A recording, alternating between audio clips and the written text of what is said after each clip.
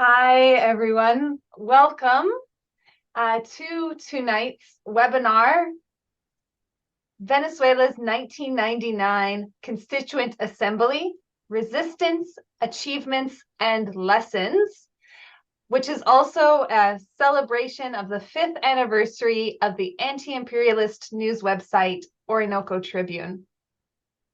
I first want to welcome folks from around the world, many different time zones, I'm sure, that have joined us on this important occasion, as well as for this critical discussion.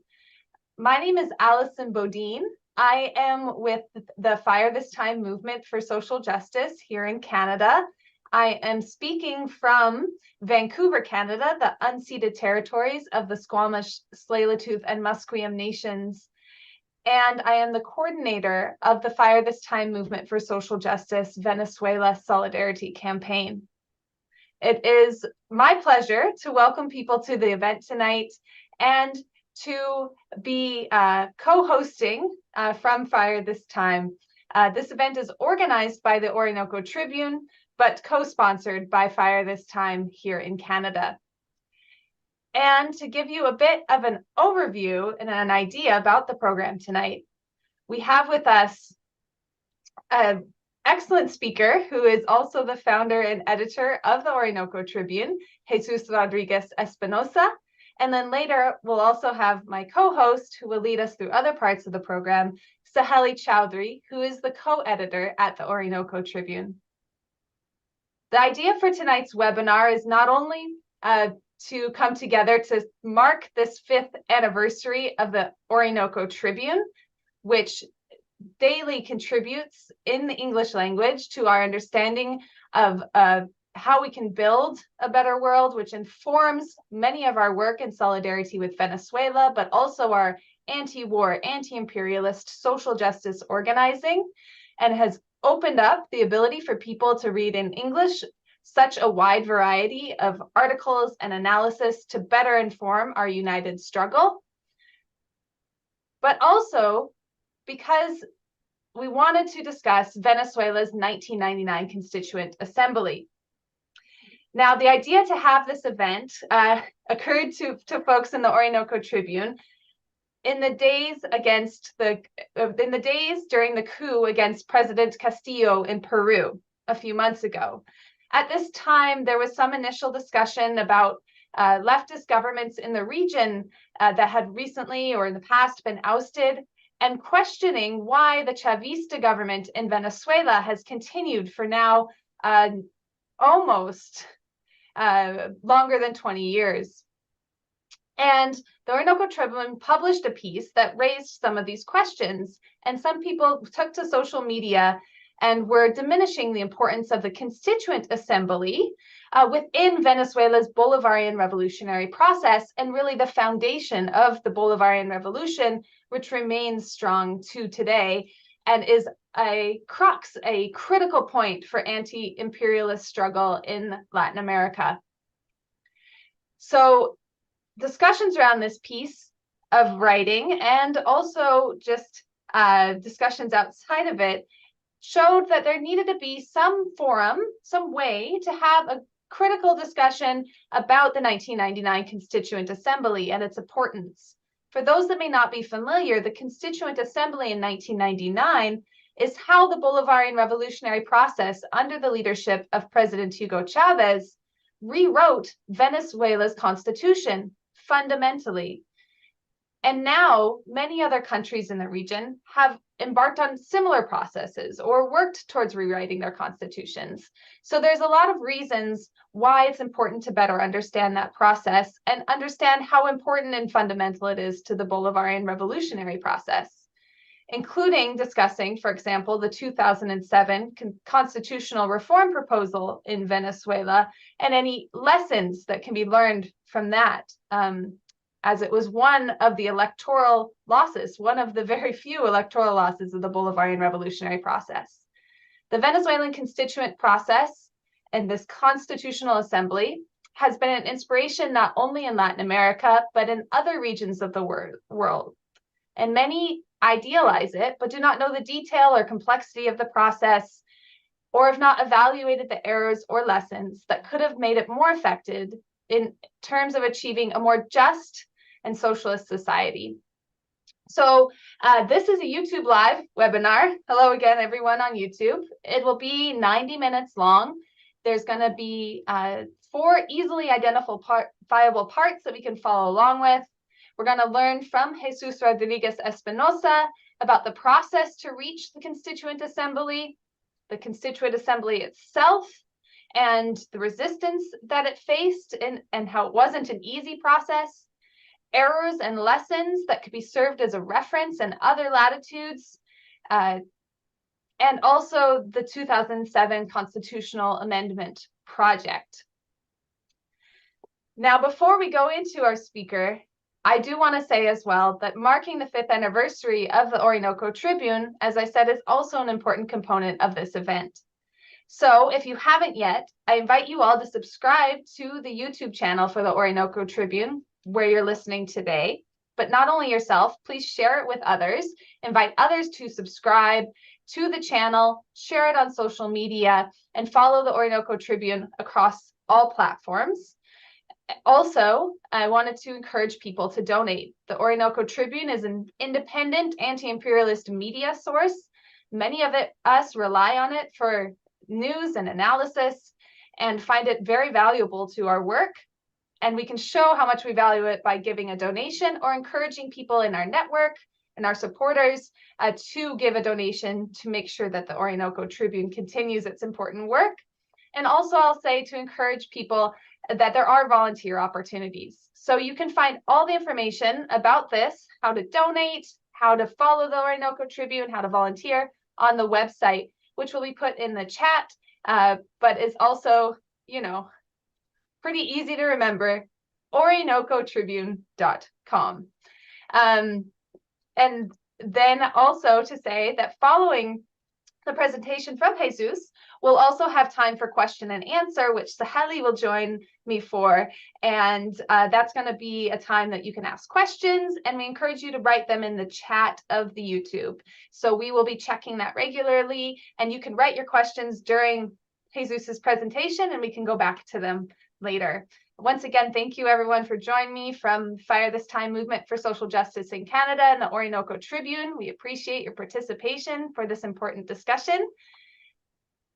And without further ado, I'll introduce Jesus Rodriguez Espinosa, who is the founder and co-editor of the Orinoco Tribune. Thank you, also... Alison. Yeah, go ahead. Thank you. Thank you.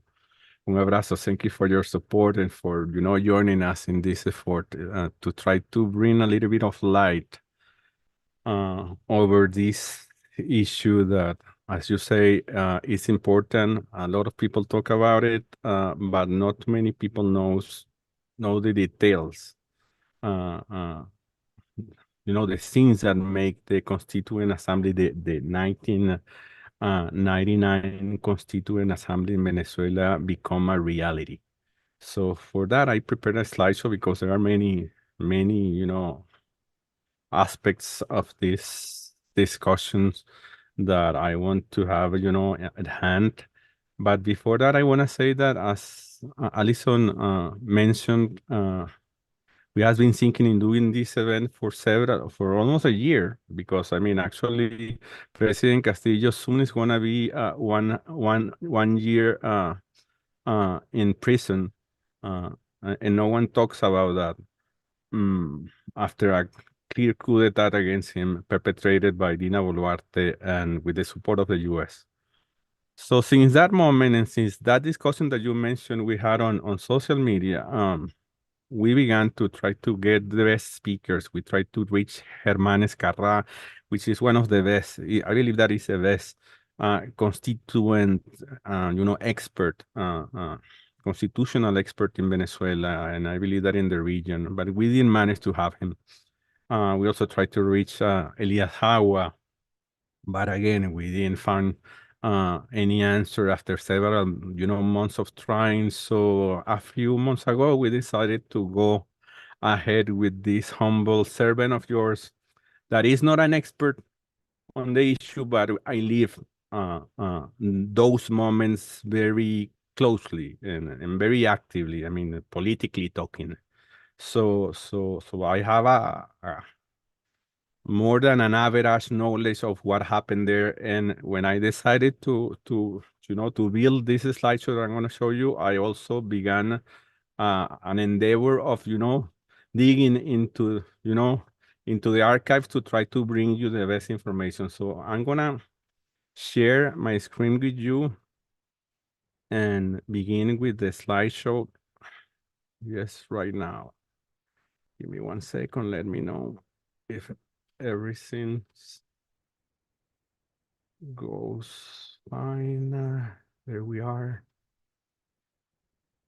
Okay, there we are. Do you see it okay? I hope that you see it okay. So one of the things that I like about the beginning of this first slide is the words of Hugo Chavez that are in the lower level. Those are that is the oath that Hugo Chavez gave in 2000 when he took office. And I'm gonna read it to you. I swear before God, I swear before the homeland, I swear before my people that on this dying constitution, I will enforce and promote transformations, democratic measures necessary for the new republic to have a Magna Carta appropriate to the new times. I swear. Hugo Chavez, February 1990, no, that's February 2000, actually. That was a mistake from my side in the date there. And this next slide shows you what Alison already told you. I mean, we're going to have like 4 movements in this presentation. The first is about what happened before the Constituent Assembly, then what happened during the Constituent Assembly. Then I'm going to try to reflect on challenges and lessons that immediately arise after the approval of the Constitution. And then I'm going to try to talk a little bit about the constitutional reform process that was unsuccessfully put for people's approval in 2007. So in this slide that you have in front of you, you can see the timeline, and I believe that it's very important that people knows that, because it shows how President Chavez was committed with his main electoral promise, which was the Constituent Assembly.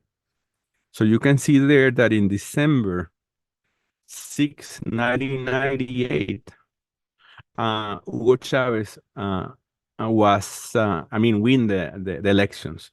So in January 1999, the Supreme Court announced ruling 17 and 18 that are very important and that we are going to discuss later. But those rulings resolved the discussion that some right-wingers wanted to bring up about the legality of, calling for a constituent assembly with a constitution that didn't explicitly refers to mechanism to call for it. So those rulings are very important, and we're going to talk about that later. But you can see that just a few weeks before Hugo Chávez's inauguration, the Supreme Court, that was not a Chavista Supreme Court, and it's important to remark that, was everything opposite to Chavismo was there. I mean, approved those rulings. Then in February 1999, February 2nd, Hugo Chavez took office, and that same day he signed the decree number 3, asking Venezuelans to decide if they wanted a constituent assembly. That was signed by him the same day he took office. In April 25th, 1999, the consultative referendum day asking Venezuelans if they wanted to have the Constituent Assembly happened. Then, in July 25th, 1999, the Constituent Assembly members election happened again, and Chavismo took a humongous victory. And on August 3rd, 1999, the Constituent Assembly is convened. And in December 15, it was the referendum to ask Venezuelans if they wanted to pass the new Bolivarian constitution. And also on July 30, 2000, a few months later, we had general elections. We called them ratificatorio, elecciones generales ratificatorias. I don't know how to say it in English, but ratifying general elections maybe. So this timeline, I believe that is very important for you to have an idea of how things happen in Venezuela and how Hugo Chavez didn't waste a second in order to make the Constitutional Assembly become a reality and have a constitution. So a new constitution for Venezuela, I mean. So in that particular, moment, I want to talk about several figures, facts. I mean, for example, for the July 25th election for Constituent Assembly members, there were 1,171 candidates. 900 of them were opposition candidates. But there were only 131 seats, and Chavismo won 122 seats. Opposition won 6 seats, I mean. And there were also 3 seats for indigenous representatives. A lot of people tried to diminish these results, saying that Chavismo changed the electoral districts in order to have the majority in control of the constituent process. And the truth is that Chavismo first didn't have the strength to do that, because Chavismo was just, entering into the Venezuelan political arena a few weeks earlier. And to make electoral changes, changes in electoral districts is something complicated that happened a few years later, but that didn't happen for this election. So it's important to highlight that, because a lot of people question the validity of this election. And some people wonder, so what happened? Why Chavismo managed to get those that result? And the truth is that a lot of people say that what happened is that Hugo Chavez got an advice for a great mathematician that later became minister for science and technology. And he discovered some flaws in the electoral district system that we inherited from the previous governments. And Chavismo just play hard on that strategy of taking advantage of the electoral district flaws and proportions and all those things that are usually associated to elections. And because of that, Chavismo had a lot of support, but with that help of that mathematician, Chavismo almost took all the seats in the national in the National Assembly. No, sorry, in the Constituent Assembly. So that's one thing. And then another element is that 80%. A lot of people say that the Bolivarian Constitution was Chavez Constitution. A lot of people say that this is the Constitution of Hugo Chavez. And the reality, even right-wing writers and lawyers says that like less than 20% of the Constitution took elements of the initial proposal that Hugo Chavez presented to the country. And that is a document that is published and that I actually put in the notes for this slideshow that you're going to have the chance to read it, of course, in Spanish if you can.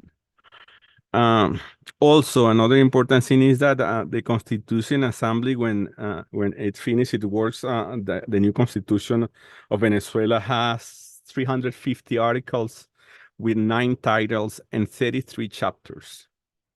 And now I'm going to talk about a few elements. A lot of people, when you dig into, references about the Constitutional Assembly in Venezuela, one of the first results you find in search engines is Alan Brewer Carillas.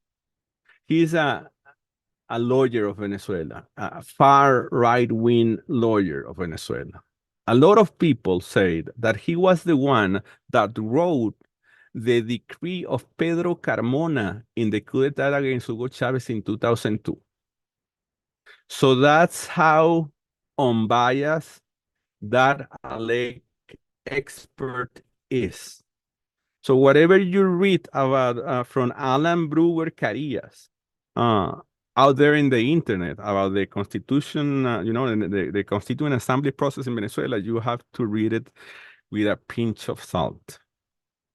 I mentioned the Quino de Chavez scene. That is the scene that I mentioned before about this mathematician helping Chavismo win the elections for Constituent Assembly members, and the decision, the ruling 17 of the Supreme Court, also is something that I'm going to talk about in the next slide.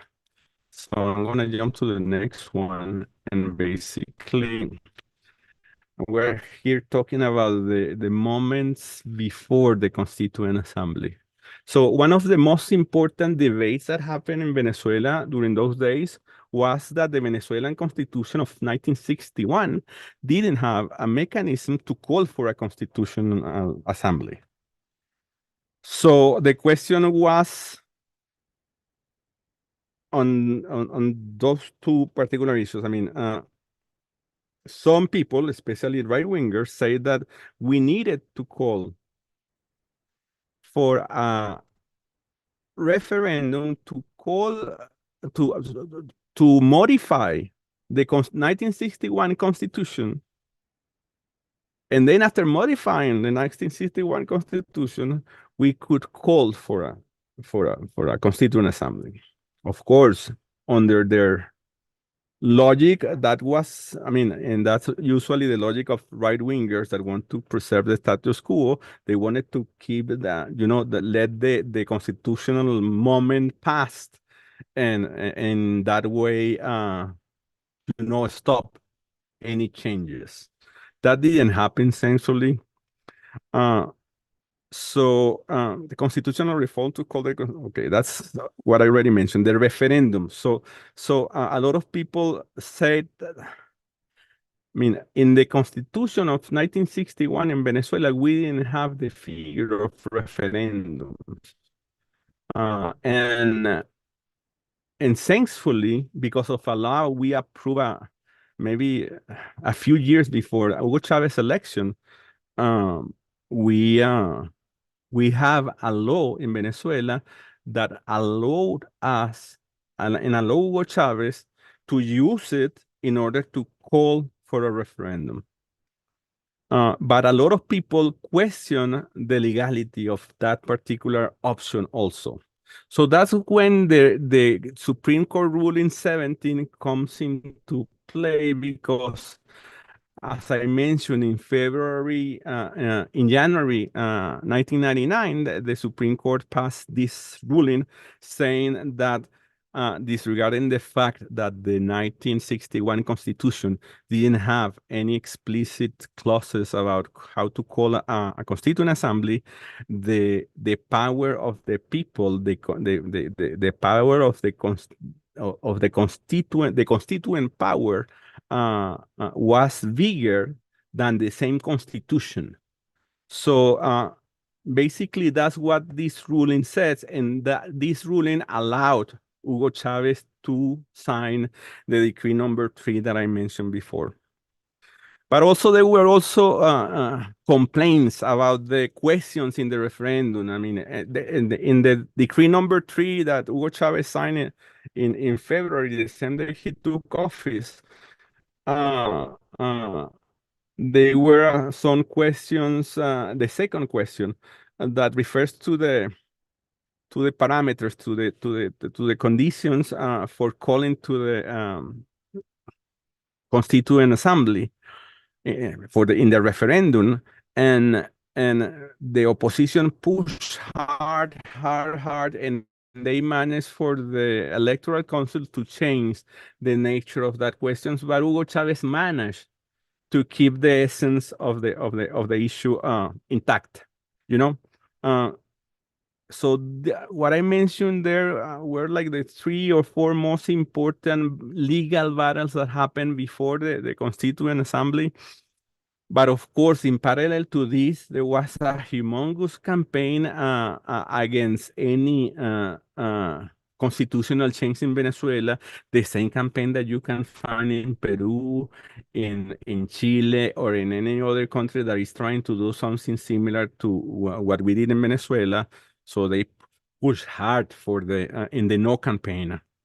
And of course, something that is very important to say, Hugo Chavez didn't have the support of the Congress or the military or the judiciary. I mean, the balance of power was against Hugo Chavez. Maybe as a military, he has some sort of ascendancy over some parts of the military, but the hierarchy of the military was a hierarchy that responded to the interests of far rights that control Venezuela for decades. So no one can say that Hugo Chavez had the support of the military then, at least. And it is evident in the events that happened a few years later when they launched all the coup attempts against Hugo Chavez. So anyway, it really is important to highlight that. Now talking about the moment, I mean, now we are in the moment of what happened during the Constituent Assembly. What discussion, what was the legal battle? One of the most important legal battles was related to the primacy of the original power. The original power is basically the people over the 1961 Constitution.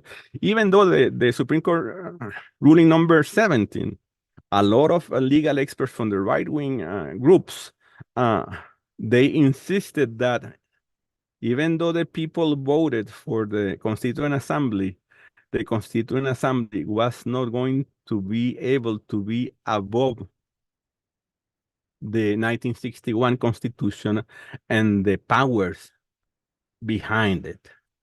So that was a very intense legal debate that was settled the same day Hugo Chavez took office, because immediately after he took office, he said that the most important thing is the original power, the constituent power that is based in the people. And immediately also after the Constituent Assembly was convened, the Constituent Assembly, the first decision they took was to clarify that they were above all the rest of the institutions of the state. Of course, that creates a lot of friction because, as you might know, the Congress at the time and the judiciary and all the elements of the state opposed that. So, and when the Constituent Assembly state that, they also announced the reorganization of all the public power. Basically, they called for the reorganization of the state.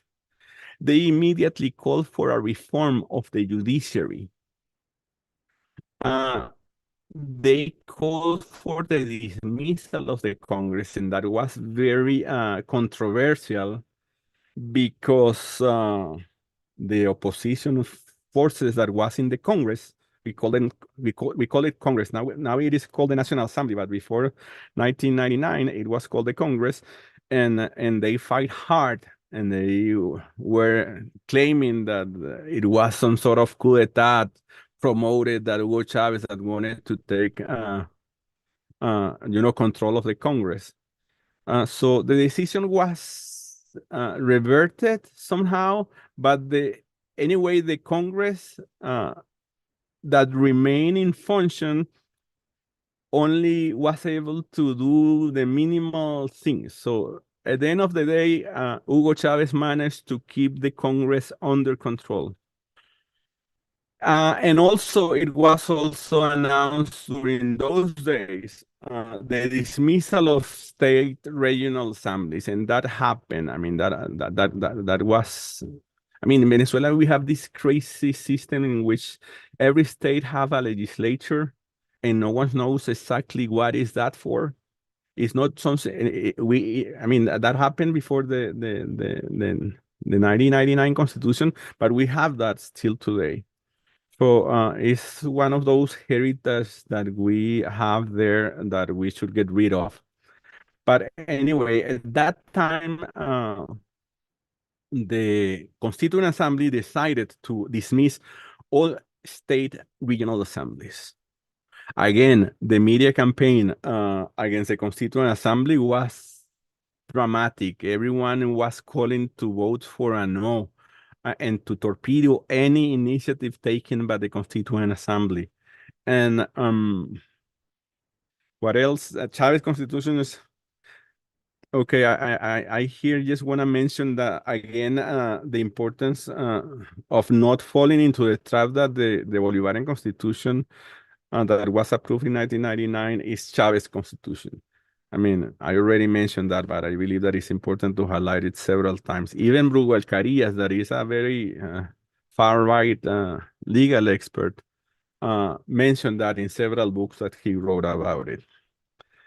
And the political battle also was related to what I already mentioned you between this confrontation between the Constituent Assembly and the Congress, that we call it during those days El Congresillo, because it was like a reduced, compact size Congress that keeps functioning after the Constituent Assembly was convened and initiated its activities. But anyway, it's important to highlight that that confrontation existed, and it was a political confrontation. So basically, as you know, as I already mentioned you, the Constituent Assembly was approved on December 15, 1999. And we're about to be like what, 24 years. It's gonna be soon 24 years after the approval of that constitution. I want to mention in this part that a few months, I'm talking about 2001, a few months after that election that I told you that happened on June 2000, the general election to ratify people in their. Alexa is sabotaging me. And Venezuela, the government of Hugo Chavez decided to pass a few laws that we call the enabling laws. And among those laws was the hydrocarbon law, the land law, the fishing law. Those laws were heavily opposed by the status quo, the far-right institution that operated Venezuela, that controlled Venezuela for decades. And because of the approval of those laws that were responding to the new constitution, we had the April 2002 coup d'etat against Hugo Chavez. And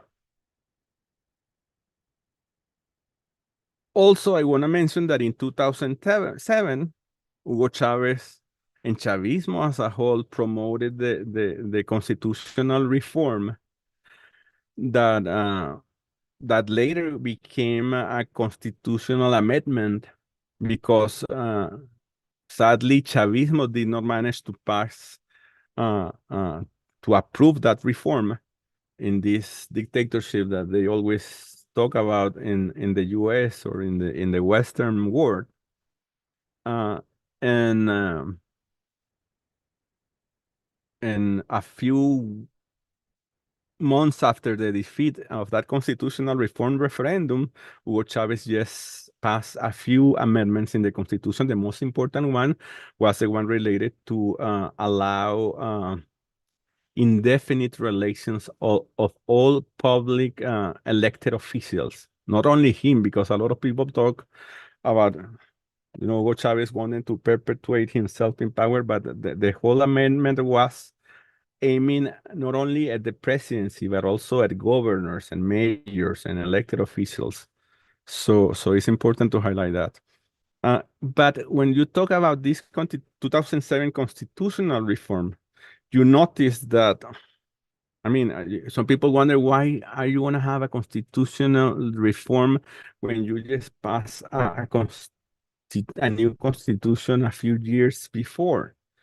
And in my opinion, and I believe that in the opinion of many Chavistas, what happened in 1999 is that Hugo Chavez tried to find a middle of the road option to try to pass as much as he believed was necessary, but also compromising with the de facto powers that existed during those years. You have to recognize that.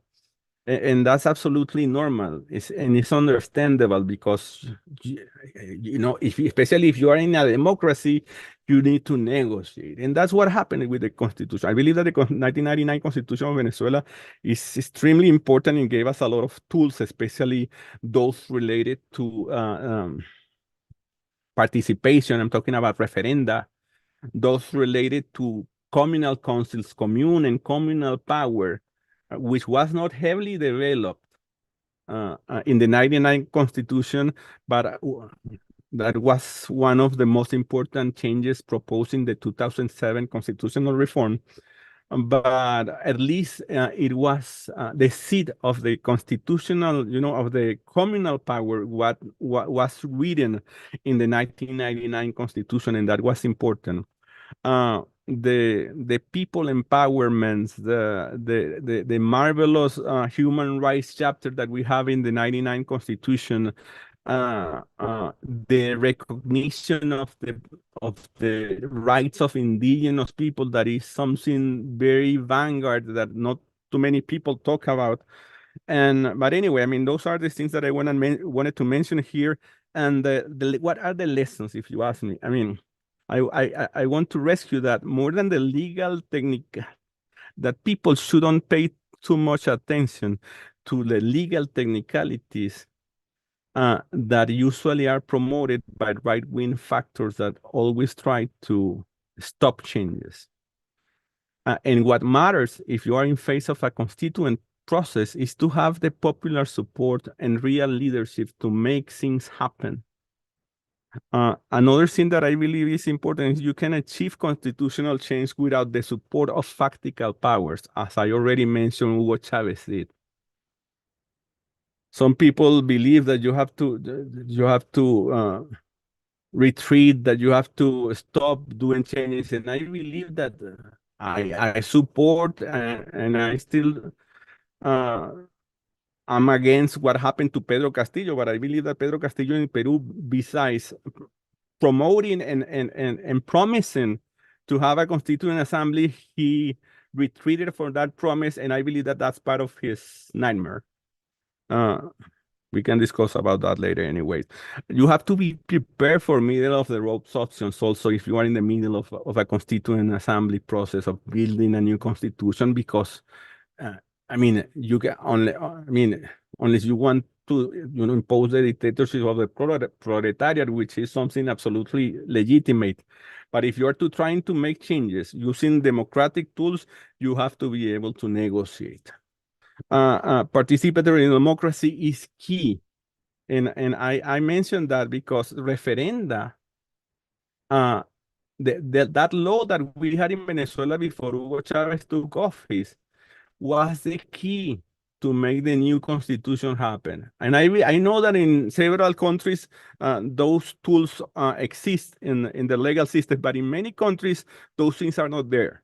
So you have to push for those things to be there.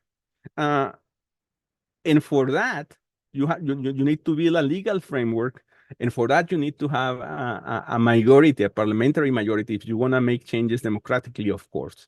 So I just want to highlight that the importance of, not only thinking in winning the presidency of a country, but also thinking in winning parliamentary majorities that lets your people in your countries to build the minimal legal framework that allows you to promote the changes later. So that's basically what I wanted to mention. But going back to the 2007 Constitution, I believe that it's important to highlight that during those days in 2007 that I already mentioned, Chavismo promoted changes in 69 articles of the Constitution. What were Chavez's main proposal during that reform proposal? Chavez insisted in the socialist state. In 1999, Chavez was not talking too much about socialism, and that's part of his strategy. If you ask me, I'm not thinking. I don't think that Chavez just changed his mind from 1999 on, and in 2007 he became socialist. Everyone knows that at this moment that Chavez was already a left-wing politician then, but he managed to think strategically about how to bring the concept of socialism into a country. So that's what he tried to do in 2007. He tried to bring if you ask me, to bulletproof the achievement of the 99 Constitution and making them more deep rooted into socialist values, into communal values, and other things that are important, like gender parity, giving power to the communal level, communal power, we call it here in Venezuela, Federal Council of Governance. He proposed to reduce the week hour to 6 hours working day. He promoted he promoted a change in that reform to have different forms of property more close to socialist ideas. He promoted the idea of a 7-year term in that constitutional reform. We have in Venezuela since 1999 a 6-year term for presidency. I'm talking about. He wanted to promote the wars against latifundio and deep into something that very important that happened with the 99 Constitution, that was the fight against latifundio. And I believe that was one of the biggest achievements of Hugo Chavez during his first year. The fight against latifundio. He promoted the idea to empower, strengthen the militia as a new branch of the national armed forces. So those were Chavez's ideas. But the National Assembly also introduced other elements like sexual orientation discrimination, reducing the voting age to 16 years, change the percentage needed for referenda. It's important to say, people don't know that, for example, in Venezuela, because of participatory democracy, because of the 1999 Constitution, people can, if you manage to get 10% of the support, people can have low initiative. People can propose a law that should be discussed by the National Assembly. But also in the contrary, if you manage to get 10% of the votes, people can have derogar. How do you say derogar in English? Derogate. To cancel a law that was already approved. That's part of the participatory democracy tools that were created by the 99 Constitution. But the National Assembly in 2007 wanted to change those percentages a little bit. So, I believe that the idea of making the reform was good and was necessary, but it became too big. And a lot of people finally, at the end of the day, got mixed feelings about approving it or not. And that's the reason why the referendum for that reform didn't play in our favor, but as far as I remember, we lose by a margin less than 1%. That constitutional referendum, reform referendum of 2007. But Hugo Chavez, as the Democrat as he was, and other dictators that you can read out there, he decided to not get into, creating more tensions with this extremely small margin defeat, and he acknowledged the defeat a few minutes after the result was announced by the Electoral Council. So, but basically what Hugo Chavez and Chavismo tried to do in 2007 was to bring the ideas of socialism and communal power to the Constitution, to make those concepts deeper into the Constitution. And of course, the re-election issue that was very debatable, and a lot of people, question the validity of it. But at the end of the day, was approved in the constitutional amendment that happened a few months later. That was approved by a referendum also a few months later. So that's basically it. I believe that I'm on time. I'm trying to be on time. And though these are the notes, I can share with you the slideshow after the presentation. But these are the notes for the things that I had to read in order to refresh my memory about what happened those days. So that's it. I'm gonna close stop the sharing the screen, and this is it. I'm open to questions. Okay, Jesus, thanks a lot for that. Well, it was informative. There was a lot of things, a lot of details that I did not know. Of course, I did not know in 1999 when I was a child. Anyway, so, and of course, about the 2007 one also. I was hoping for the future, to listening to a bit about the future, but also we have questions about that. So I will start asking the questions. So first we have I think we have our friend Yuri. He is always here and he's always asking a lot of questions. So he asked about, okay, so I'll start by an on order, like whatever question he had on order.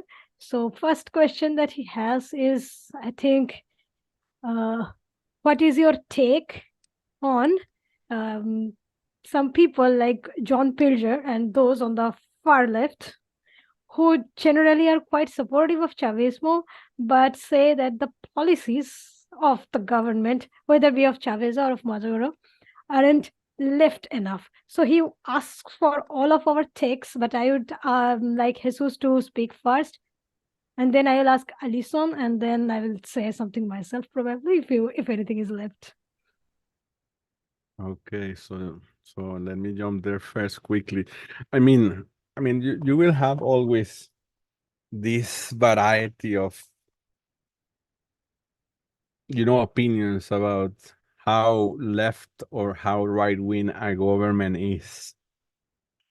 I believe that question connects a lot with what happened with the Communist Party of Venezuela recently here in Venezuela, and the discussions and the fracture they got with Nicolás Maduro. But the most important thing that you have to understand is that if you want to reach socialism, you have to have a strategic plan. And I believe that Hugo Chavez have that plan and had it very clear. And as you see in this slideshow that I'm presenting you, it's evident that he was clear that he wanted to make the changes. And of course, he didn't follow the Marxist recipe, but he actually, that was part of the discussion, actually, among Chavismo before Hugo Chavez took office. I mean, there were several years of discussion because before Hugo Chavez decided to run for presidency, when a lot of the people around the MBR movement, Movimiento Quinta República, there were strong discussions among Chavismo during those years, because many of the Chavista supporters, of the supporters of Hugo Chavez, many of them, they didn't. I want to stop. Give me 1 second. I don't know what happened, but for some reason, I'm gonna keep doing this in the gallery view. Sorry about this. I have an issue here. Okay. No, I don't think there is an issue. I think you should continue. Okay. I mean, many were opposed to for Hugo Chavez to go to run for office, but at the end of the day, the majority of the people around Hugo Chavez, they opted for using the democratic way to take control of the country, to win elections, to really do changes in Venezuela. So some people might, if you are an orthodox Marxist, you will say, yes, of course, Hugo Chavez was not doing the same thing that Fidel Castro did, or that Lenin and Stalin did in Russia, or that many other Ho Chi Minh did in Vietnam. I mean, but the reality is that for us, it was harder, actually. Playing with the rules of the status quo, and even in those conditions, managing to change a country the way Chavismo has been changing Venezuela, and being also clear that the horizon is socialism, is communal power, is giving power to the people. So I mean, that's a long discussion, but an endless discussion also, but I believe that you have to respect those ones that are orthodox, but you have to let them know that sometimes you need to do change, taking into consideration the realities that are in certain countries in certain moments in history. So that's basically my answer. Alison, I would like you to give your take on this. What about Orthodox Marxists' view or opinion that Chavismo is not left enough, or not doing policies that are not left enough? Yeah, I mean, I think we get this question many times in many venues, and I always go back to what I think is most important, at least as someone in North America, outside of Venezuela, outside of the context of Venezuela.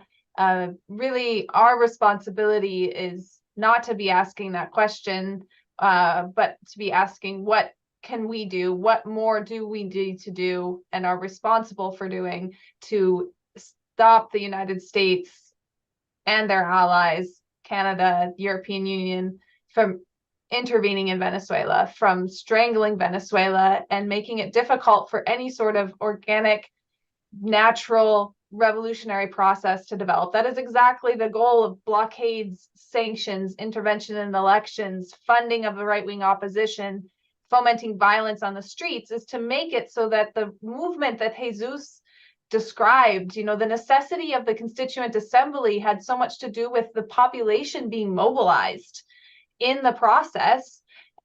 And the whole point of US policy against Venezuela is to try and depoliticize, demobilize the population, cut support for the government and the revolutionary process. And so really, it's a lot of people, we say armchair activists, or people that aren't, in working on the streets in Venezuela, and also aren't standing side by side with us trying to build a more united and stronger solidarity movement, that have these comments, when it's really our responsibility to step outside of that and say, Venezuela deserves to have its own independent, sovereign, self-determined process, and people in Venezuela will deal with it how best they can, and leftists in Venezuela and organizers and revolutionaries in Venezuela, but that really the United States policy, Canada's policy, is attempting to dismantle and strangle that process, and that is our responsibility. So that's from the Fire This Time movement for social justice and all of the others co-fighters that we work with in organizing a solidarity movement. That is our focus. Thank you, Alison. Yes, the solidarity for Venezuela is very important, but especially because, I mean, in this situation when we have not only right-wingers, but also those from the left trying to say the same things, I mean, trying to repeat the same things that the right does. So that is a good response. That is what I think we expect from everyone, especially from those countries that are precisely trying to sabotage Venezuela's processes. And if Yuri wants my take, I will just take it up from where Jesus stopped and say that the difference in the situations that Venezuela had was that in compared to Cuba or USSR or Vietnam, was that in those countries there was the armed movement that expelled the previous structures, and built something new.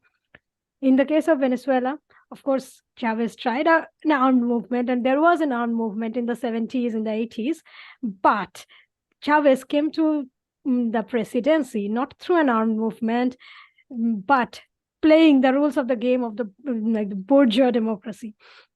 So he had to play within the rules of the game in order to build something new.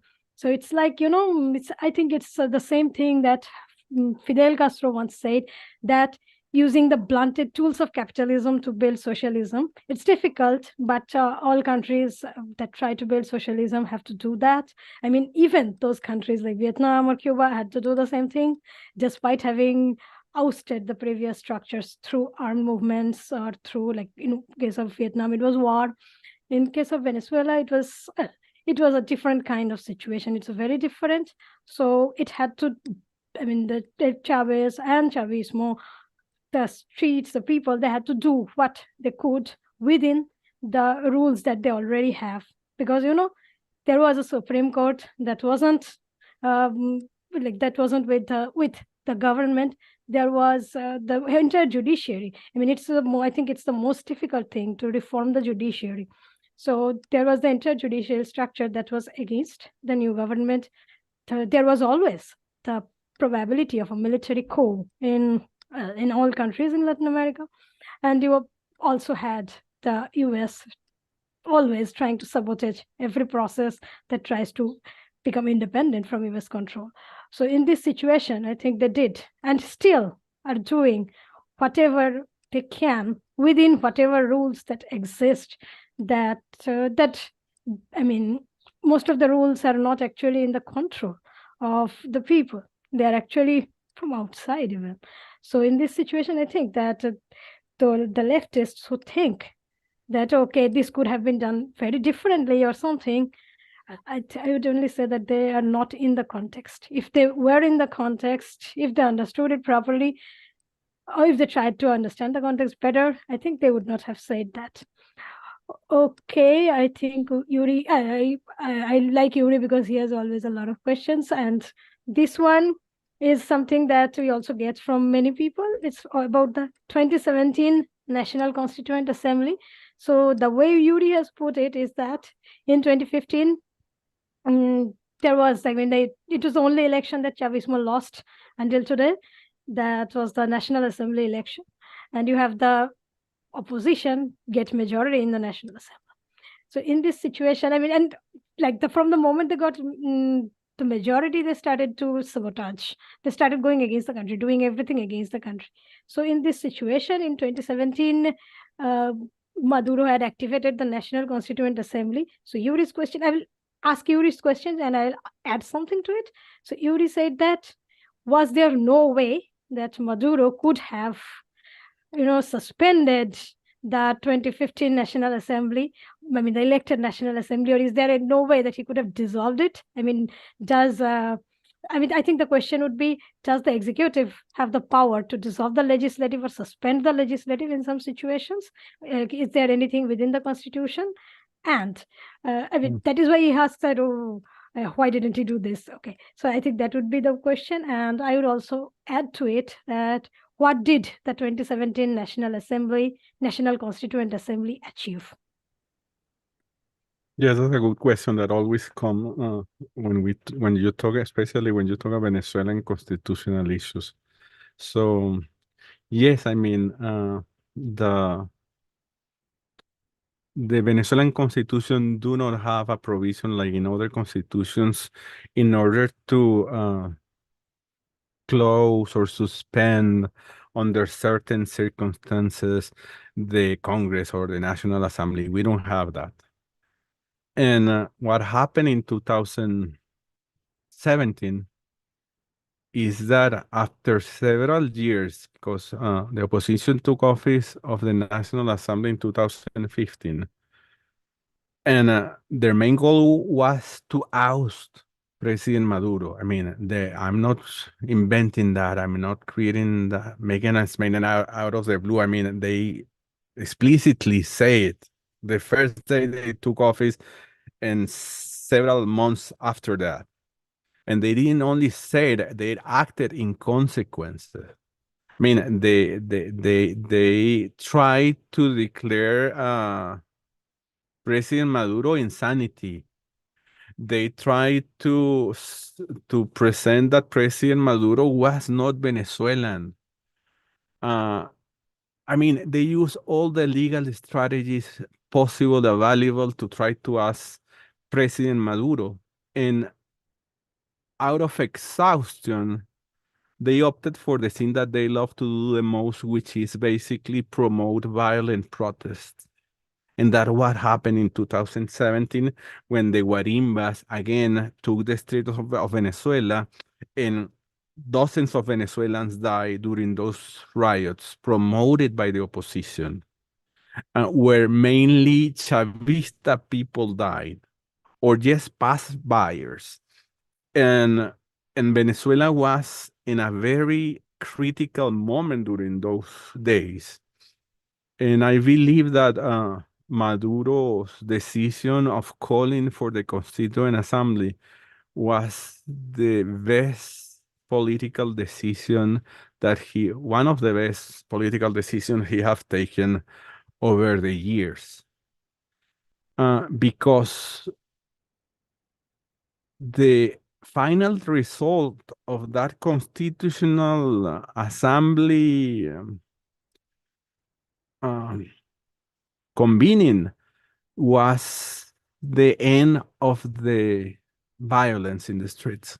I mean, that's the immediate result of the referendum that approved that Constituent Assembly in 2017.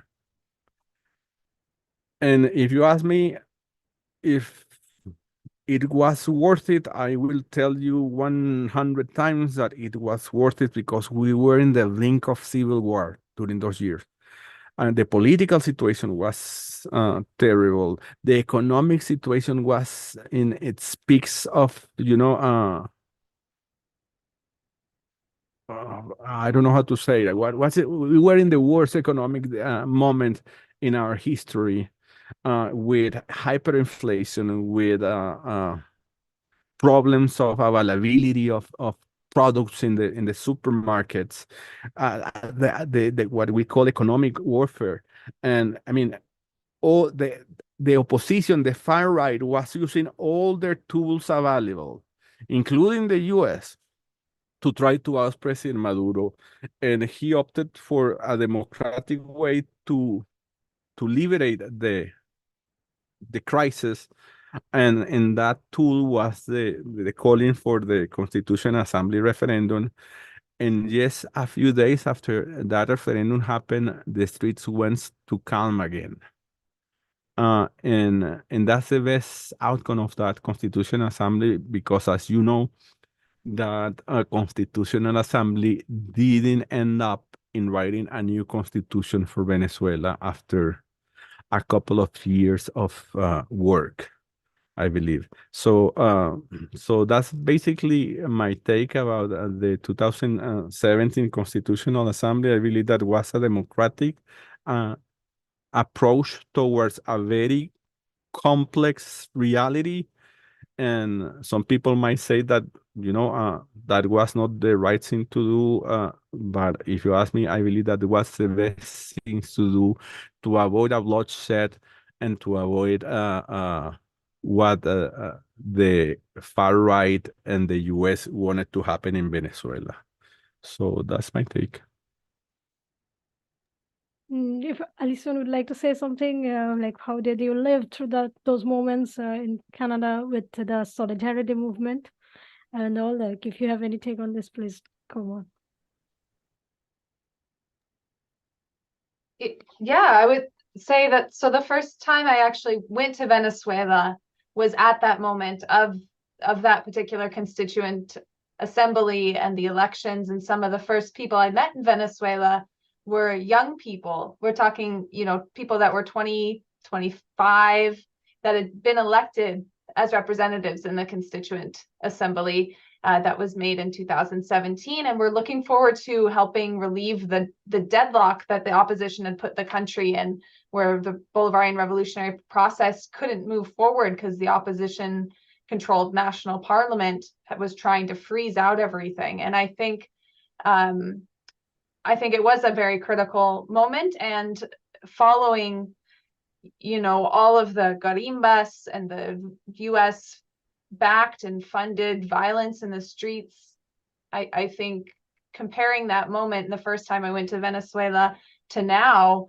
and seeing how much has changed in regards to being able to get through that crisis moment, and that kind of close off where the US was able to intervene, I think is really important. And it was very interesting for me, very inspiring for me to meet people that had in Venezuela that had become active in the revolutionary process in the Constituent Assembly, and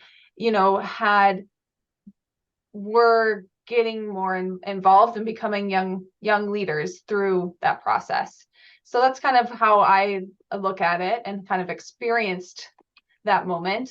I think we've talked a little bit today about the challenges that are posed by having a revolutionary process within an electoral system, and a system that relies on,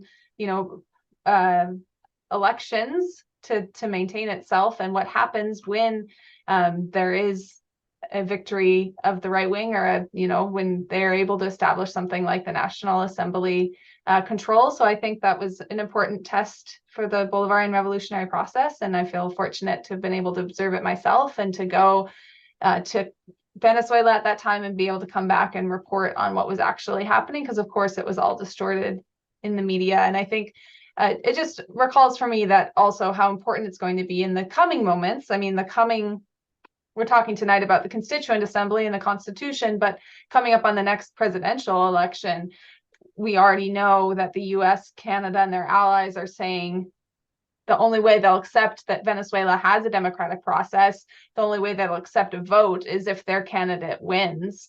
And so that's what they call free and fair elections. That's the only free and fair elections, right? And so we already know that's what they're going to say. So how can, thanks to Jesus and others for helping us talk about Venezuela's actual, a democratic process. And part of that is the Constituent Assembly in 1999, and part of it is what Yuri has brought now, the process in 2017.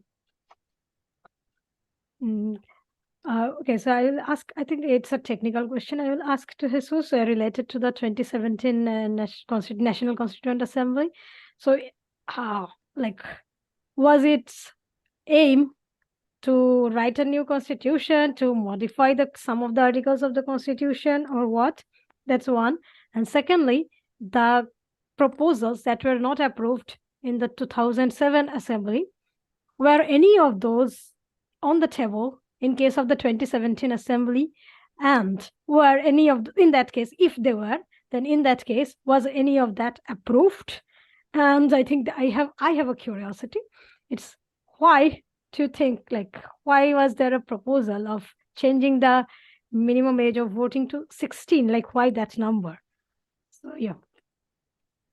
Let me go to the easiest one. I mean, I believe that that's a proposal that the 16 years old voting age is something that has been there around the world, especially in socialist, leftist, forums.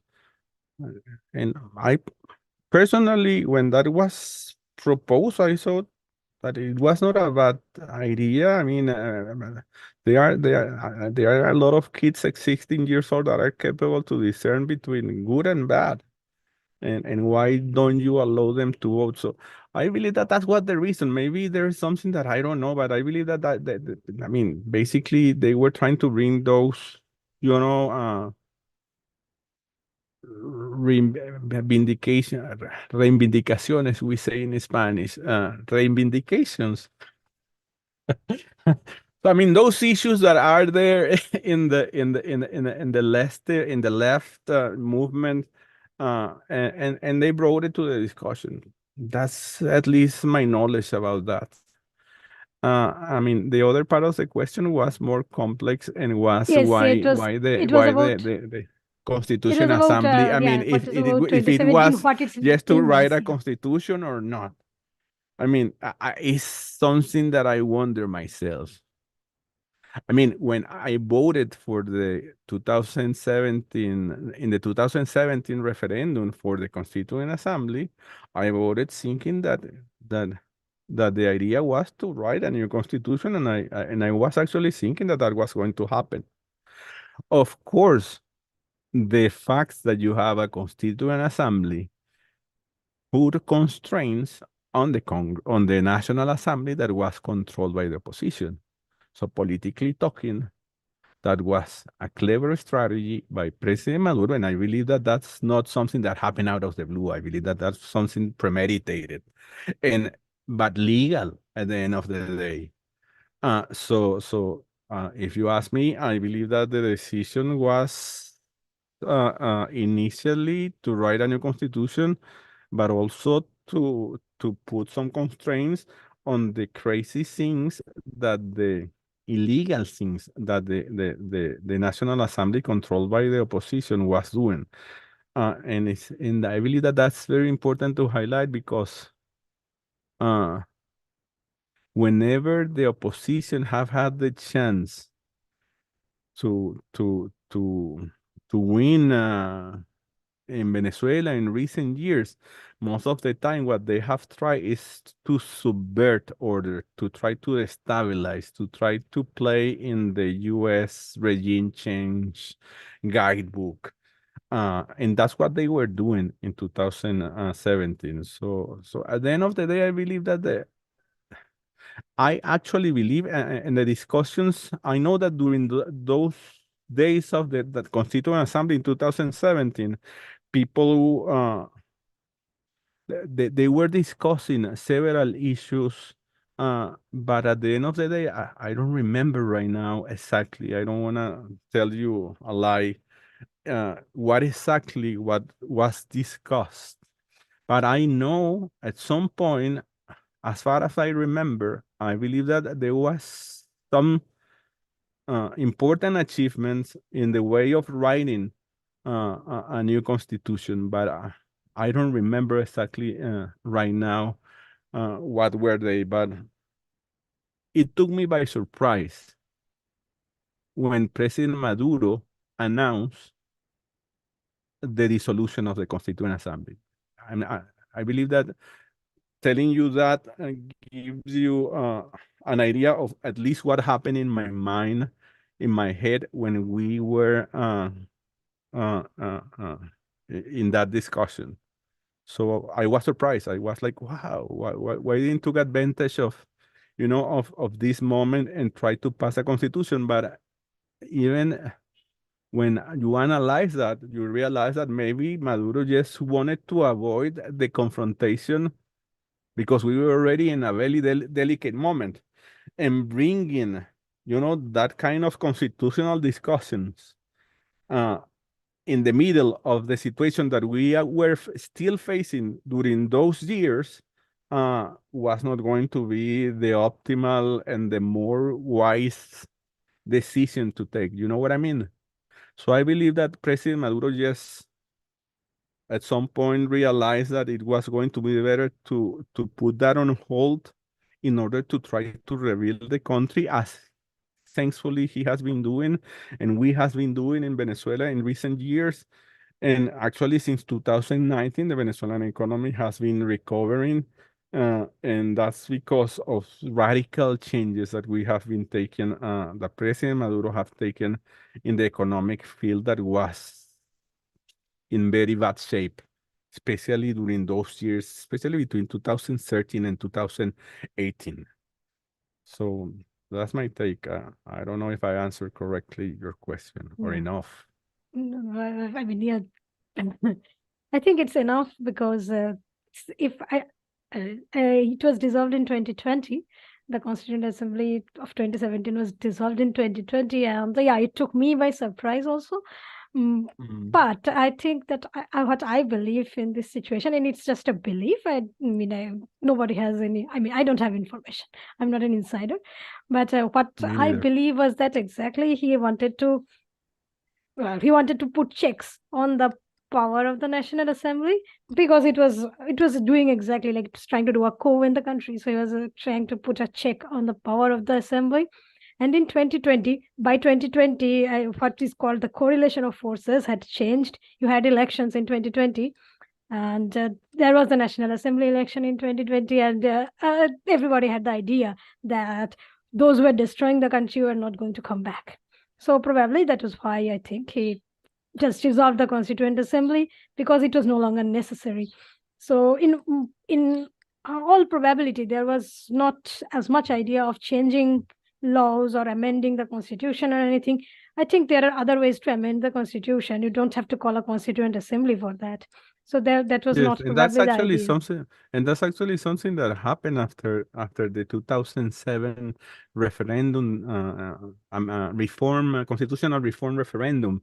I mean, after that defeat, Chavismo just make legal changes within the constitution to try to get deep into the idea of a socialist state, of communal power, of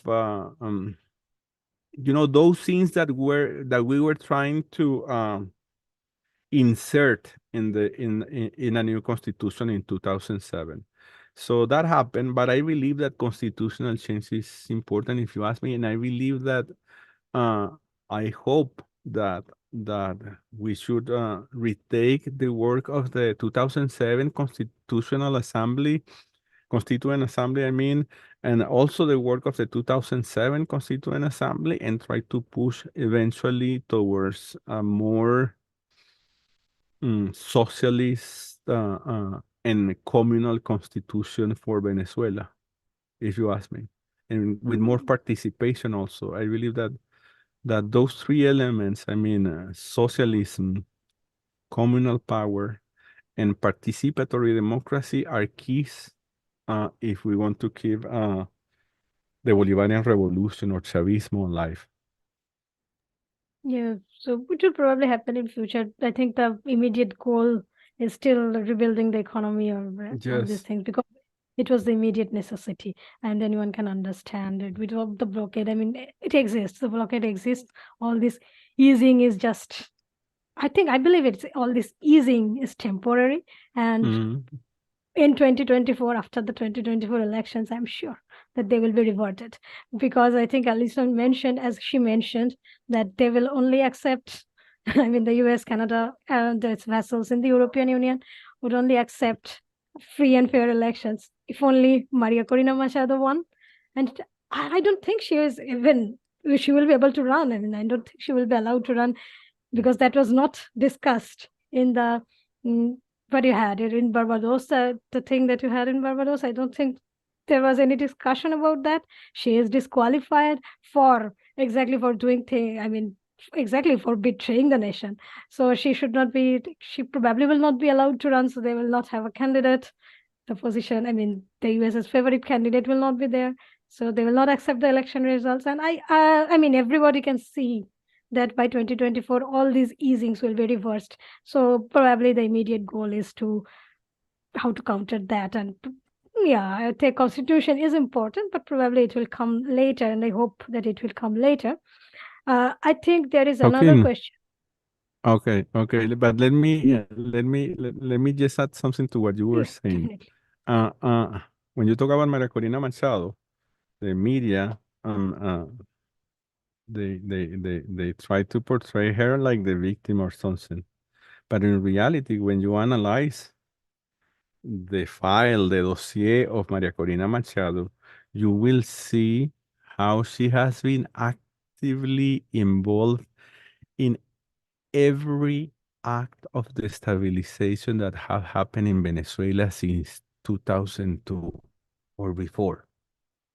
I mean, she was in Miraflores in April 2002 clapping Pedro Carmona. She was there, and there are videos of her running after Chavistas regained control of the place. And she has been in every other guarimba destabilization attempts that we have been having in Venezuela ever since. She has been pardoned by Chavez, and I believe that also by Maduro. I actually has been thinking and writing something, but I don't have all the legal, information at hand. But I believe that it's important to put that in writing because uh, uh, she has been pardoned several times. I mean, what else can you? I mean, are you gonna let her kill people in the middle of the street just because she had the support of the U.S.? I mean, it's something crazy that happens around that. But anyway, let's jump to our questions. I think we should hold an entire discussion on her, because yes, she is portrayed as, of course, a victim, and that she is going to win. She has, I think I was reading, I think it was Voice of America that put her among the top 5 most supported political leaders in Latin America. And I was like, who supports her? Anyway, so yeah, they were putting percentages like 43 or something. And I When was they like, what? when they wrote that, when Recently, I was think that? recently, maybe Like a a week month ago ago? or something. No, not a Okay. week ago, maybe a month ago. Yeah, I was actually looking for the other things. I mean, I was looking for the Essequibo thing, and we have a question on that also, but we'll come to that later. So I was Yes, looking for something on it's that, and important to saw talk about her that. and saw that, and I was like, who supports her? I mean, where do they get that 43%? Who are they polling? But anyway, I know who are the polling, but anyway.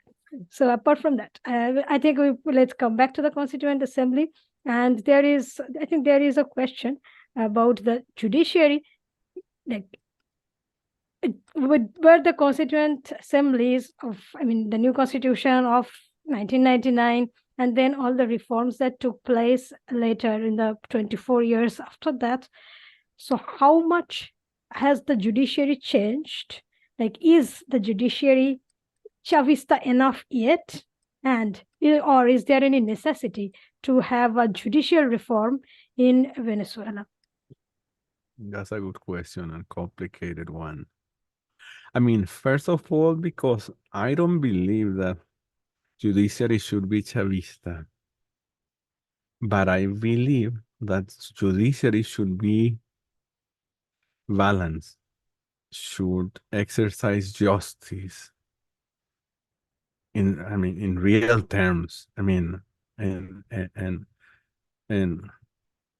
maybe I'm wrong. Maybe I don't have all the information available, but I believe that we still need to do a lot of things in order to try to have that in Venezuela. There are complaints about mistreatment of bad decisions taken by the judiciary affecting humble people, the people that do not have money, for example. Those things happen, and those things still happens. I believe that we don't see the same atrocities that we were used to see before Hugo Chavez, but we still see corruption. We still see, you know, the influence of the powers being the economic powers or any other sort of powers in judicial decisions. So those things need to be corrected. I believe that those things are never going to be completely corrected because it's a fabula. We say, I forgot the word in English. Fabula. Aesop was one of the best writers of fabulas. Aesop. Fables. Fables, It's the same. exactly. It's the same word, yeah. Exactly. I mean, I believe that is a fable to think that judiciary is always is going to work perfectly. But at least judiciary needs to try to improve in Venezuela, and I believe that we have still a long way to go there. And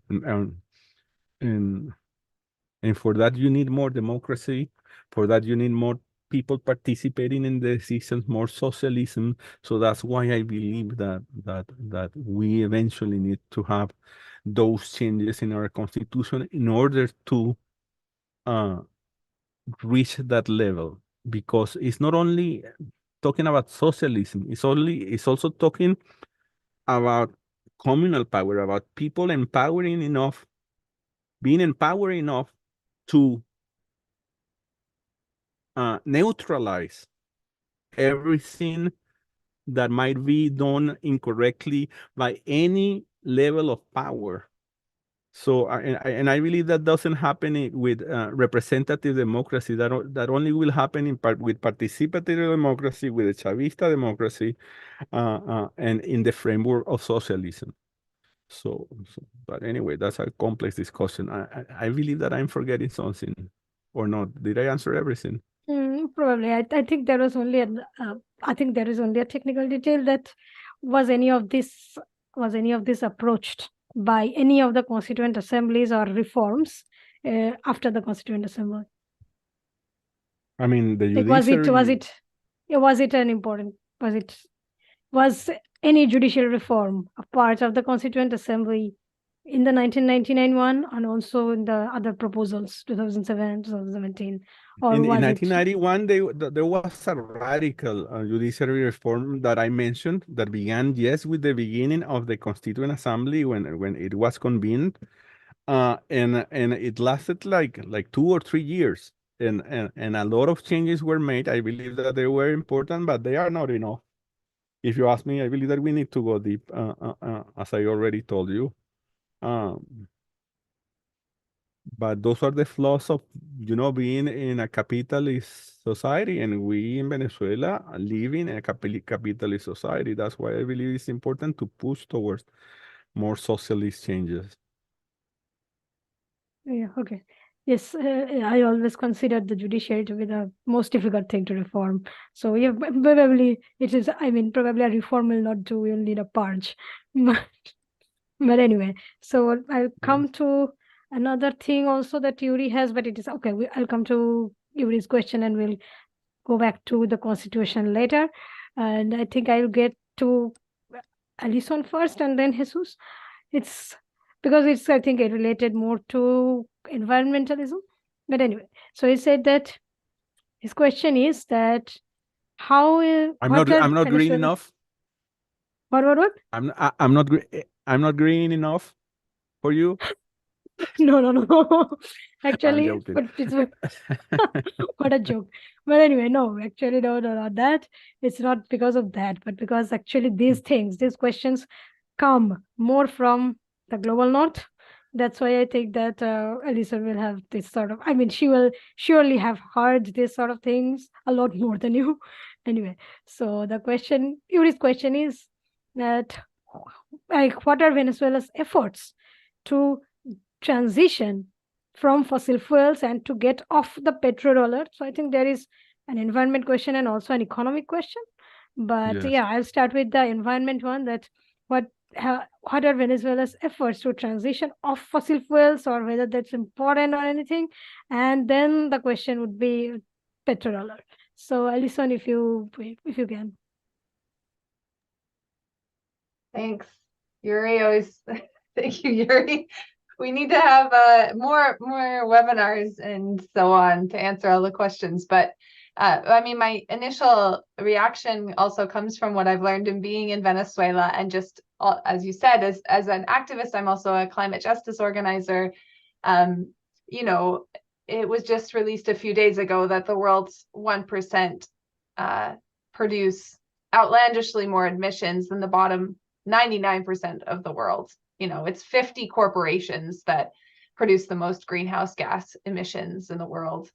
And so I think there's a lot of problems with demanding of developing countries what, you know, when are you going to come off of fossil fuels? What are you going to do to save the environment, when in fact it is still the United States that is the world's biggest climate destroyer, let alone, you know, the consumerism of society in the United States and Canada and other developed countries, where the footprint of any person far outweighs by many times the footprint of the vast majority of the world when it comes to carbon emissions. But also to say that, you know, these countries like the US and Canada have already been able to use fossil fuels to develop their societies, and they're should be past that, enabled now to invest in other technologies and do their fair part. But I would say that in Venezuela, the economy, part of the necessity, of course, that comes around when there's sanctions and blockades, especially in the oil industry, was the diversification of economy. That I think that has had an impact on Venezuela's own use of kind of fossil fuels. And more importantly, like agriculture, shipping, all of those other contributors, because climate change isn't just about fossil fuel emissions or burning. There's also pollution, care for the environment, and Venezuela's legal framework around protection for the environment is based, you know, not on raking in massive profits like ExxonMobil or the world's biggest climate killing corporations, but is based on putting human needs first. And so that automatically creates some pro-environment, pro-humanity policies. Let me add one thing. Yeah, so that's just my kind of like overall perspective. And there's a lot we can learn from Venezuela. And you know, with the climate COP UN conference happening, I think it's well worth listening to the words of the Venezuelan delegation, as well as others coming from countries throughout the developing world. Jesus, I think you were going to add about laws. Yes, so yeah. basically, I just want to add something that is very important. I mean, Venezuelan productive apparatus does not rely on fossil fuels. I mean, like 70% of the electricity that we use in Venezuela comes from hydroelectrical plants, from dams, and that's something. I mean, it's some hardcore green people might tell you that hydroelectrical power is not good enough, but it's better than fossil fuel. So some people might be confused because we are an oil exporting and producing countries, and they might think that we rely only on fossil fuels, but Venezuelan economy, the country relies 70% in hydroelectrical power. And that's important to say. Some people don't know those facts. Yeah, definitely. And I think you also mentioned some laws from the 1999 Constituent Assembly. One of them was the fishing law. And actually, initially, I did not pay much attention to that. But, well, after learning, I think that it actually, I mean, the fishing law is actually about protecting the environment and protecting the environment from what is maybe called big fishing or industrial fishing. Venezuela outlawed trawl fishing, like trawling on the bottom of the ocean. So that's something that actually destroys marine environment. So Venezuela does its part to protect the environment. And then there have been like all this fight with the Canadian mining companies. It's also because they were like not doing their part to do environmental cleanup or keeping the environment protected while they were having mining in the country. So they were like expelled. Their things were expropriated, and then they start a case outside Venezuela, in the US, in courts that are not recognized by Venezuela and that should not be recognized anyway. But well, so this I think these incidents or these instances show that Venezuela has a protection for the environment in its legal systems. But I would ask you particularly about the legal system. Like, is there any thing like the right of the environment or maybe right of the planet Earth or something in the constitution, or is there any idea for introducing it in any future legislation? Yes, that exists. I mean, there are environmental provisions in the 99 Constitution, and we have laws that plays into that direction. I believe that we should do better. I mean, we haven't do enough. I mean, we are not doing enough, but we are also in the middle of this terrible U.S. aggression that has lasted. I don't know, since Hugo Chavez took office, we have been having that U.S. aggression, but especially since 2017 and 18. I mean, they has been really trying hard to get rid of Chavismo.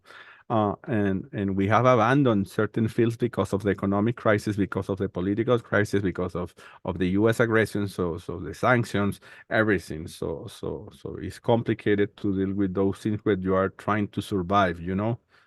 Those things are very nice talking points when you live in a wonderful world, but when you are in the middle of the survival race, those things sadly are not priorities. It sounds not good, but that's how it is. Yeah, I mean, yes, that's something I always say that that sanctions destroy environment. So yes, it does actually in this way. I mean, in many other ways, but this is also something, a way in which sanction destroys environment is that it does not allow people or governments to focus enough on issues that are also important, but survival becomes the most important thing at the moment. So I think we should come to an end, but I mean, not exactly the end. I think we're almost towards the end. So you mentioned Pedro Castillo, Peru, and how he had promised a Constituent Assembly, but then retreated from it and sort of delegated it to his party. So yes, Peru Libre was collecting signatures to call for a Constituent Assembly, but finally it did not happen. Castillo was removed.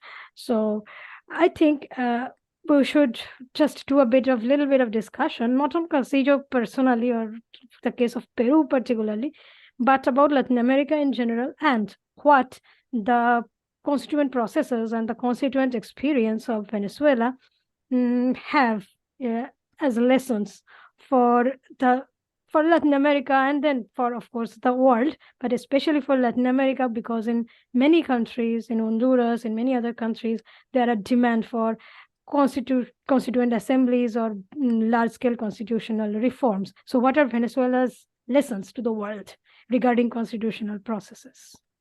Those are the ones that I tried to explain in the slide when I mentioned the lessons, but I can rewind them a little bit. I mean, basically, you have to the leader that is pushing for a constituent change needs to exercise his leadership or her leadership, and also, as I also said, you need to rely on constituent on participatory tools like referenda, for example, because those referenda might help you advance faster towards a constitution and a constituent assembly. You also need to have political majorities in your Congress in order to make the legislative changes that allows your political movement to produce the change that you want. But if you ask me, I believe that the most important thing is political will. And that's something that Hugo Chavez has, and that's something that I believe sadly, many leftist leaders in Latin America do not have. So those are the things that I believe that I have to highlight from, from revisiting all these documents at about the Venezuelan Constituent Assembly, and that's it. Yeah. Okay. So yes, maybe it would be nice to look forward to more constituent assemblies taking place across countries of the region, because yes, it's time. I mean, many of them are so hampered and like limited by the laws that have been existing for decades and that were not in favor of the people. So thanks a lot, Jesus, for this. For all the details and all the history that you took us through today. And thanks a lot to Alison for her support, for being here, for opening, and also like for the Fire This Time movement, for being with, not just with Orinoco Tribune, but also with Venezuela and with many countries of the Latin American region. I mean, she and her organization does excellent work. So thanks a lot, Alison. Thanks a lot, Jesus. And so this is Orinoco Tribune's like 5 years, 5th anniversary. So I would like people, I'd ask people, request people, whatever, to follow Orinoco Tribune. The website is, very easy. It's orinocotribune.com. And to get your daily news, we publish twice a day, like in the daytime and in the nighttime. So please, you can keep abreast of the situation. Not just in Venezuela, we report from, we try to report on important events all over the world. So try to follow our website. And I think Jesus mentioned in the beginning that we are in a very sorry state regarding our finances. And in the website, you will have a lot of donation options. And we are at the 5th year anniversary. We do it sort of an anniversary donation drive. So please, whatever you have, if it's very little also does not matter, please try to donate to help us to keep the website running, because these things cost money. We need that help, guys. Yes, it's actually very essential, because since the pandemic, where I think everybody's economic situation is difficult, and if you are living in a blockaded country, everything costs many times more because things are very difficult to access. So they come to you in a roundabout way, and they're not exactly in the best of situation. So please try to do your part to help us continue. And in the donation, if you go to the website, you will have at the top, you have a support us link. So if you click on the support us button, it will take you to the ways of donating. So you can donate through PayPal, by Patreon, and also by credit card. So there are the links there. You can do that. And please also follow us on social media. We try to be everywhere. So not just Facebook, YouTube. Recently, Orinoco Tribune started its WhatsApp channel. So we have put the links on our website. So please try to follow our website, follow us on social media, and try to spread the word, spread our news, and also spread the word for helping us financially or with equipment. And I think I should mention something else also. It's the volunteer prospects. So at the moment, we need a person who would do some proofreading work for 1 or 2 shifts. I think 2 shifts a week. So if there is anyone interested, either anyone of you listening, or if anyone you know who might be interested in doing that, that person can easily contact us to get in touch with us and discuss these volunteer opportunities. And there are also other volunteer opportunities. You can also sponsor, Fire This Time movement is sponsoring today. We have an Alliance for Global Justice sponsor our events, so you can support us in that way also.